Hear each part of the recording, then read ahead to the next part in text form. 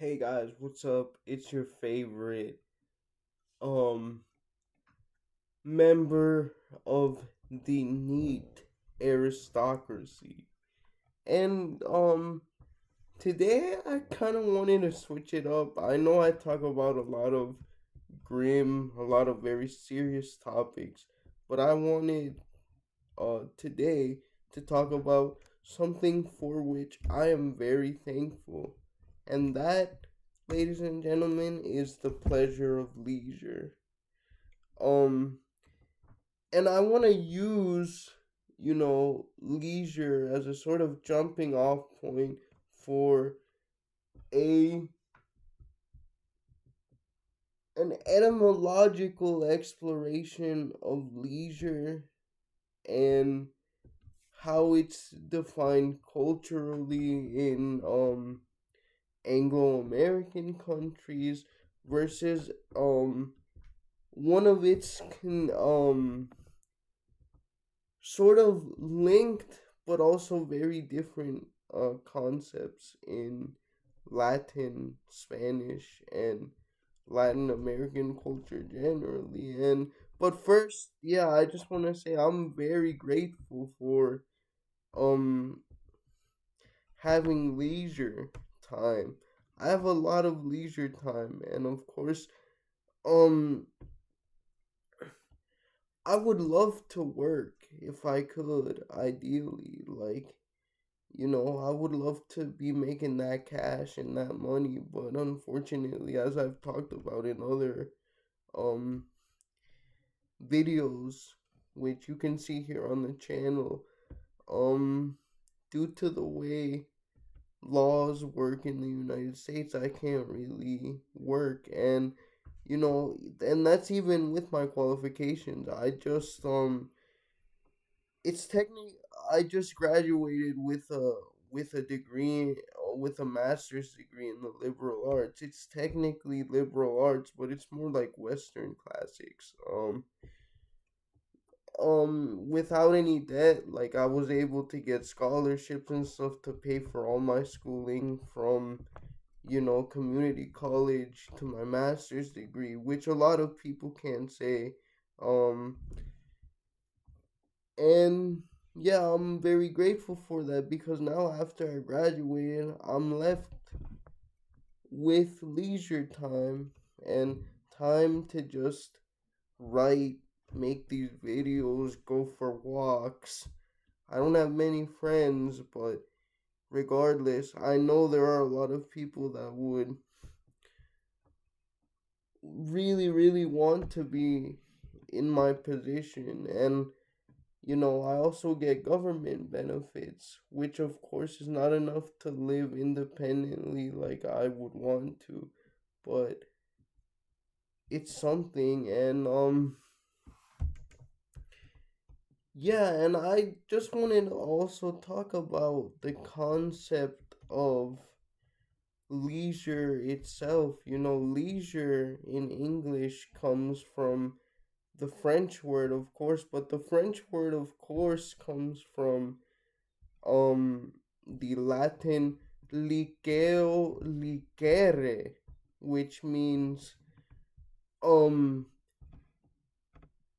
to be permitted to do something, essentially, like license, right? That's your permit to do something. And it's so funny because the Spanish word is ocio, which comes from the Latin otium. Um, and that in itself also means leisure, but it's a little different, guys, because otium specifically, it doesn't mean you're allowed to take a break, essentially, like leisure does in English, right? It doesn't come from liqueo. It comes from just chillaxing, basically, having enough free time to just chillax, to just study, to just, you know, go for walks in the park. And of course it was associated with the Roman aristocracy since day one because they were the only ones rich enough to be able to do that. And it depended on not only wealth in itself, but a cadre of servants, to put that euphemistically.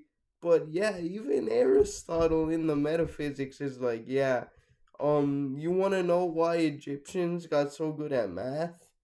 Because they had a strict caste, a strict division of labor where the priests got free food basically, um and were able to devote themselves to the arts and mathematics, and that's how they became based. He says that in either the metaphysics or the politics, but Aristotle is right. Um that's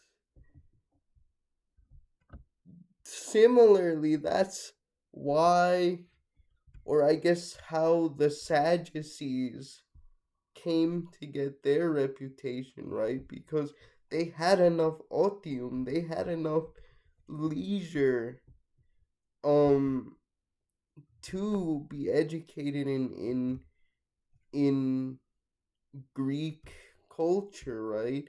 And that's why they didn't believe in the resurrection of the dead.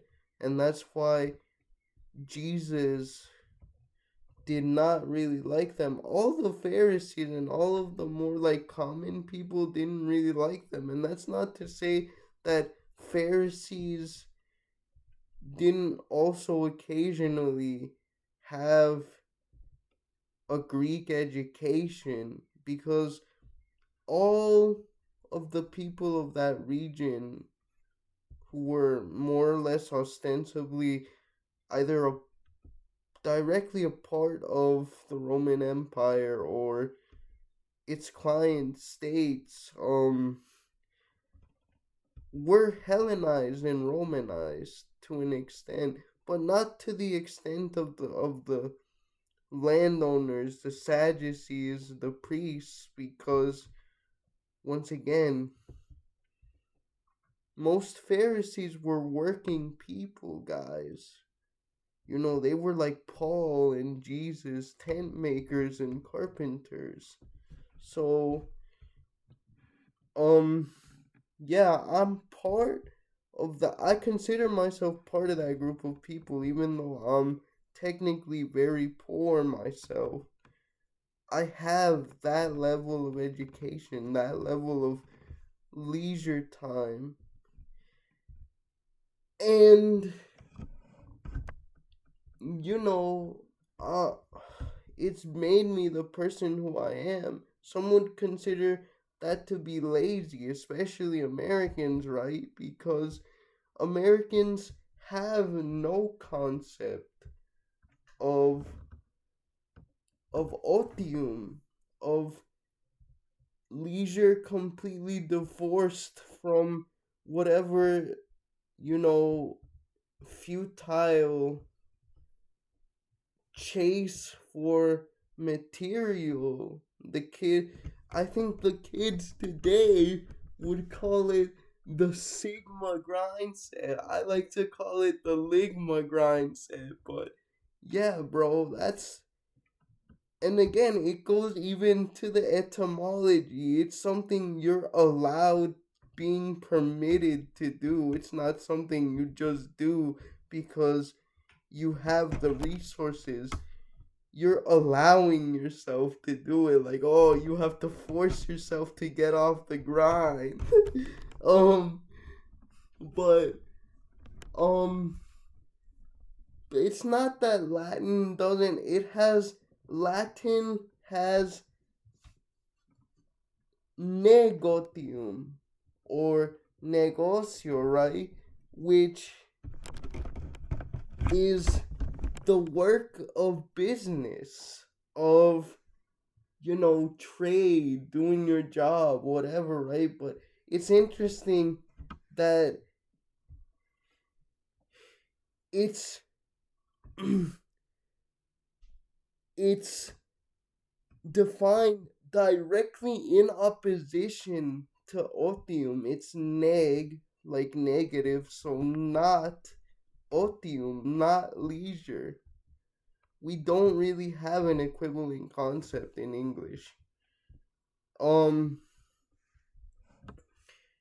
yeah, anyway, guys, that's just me.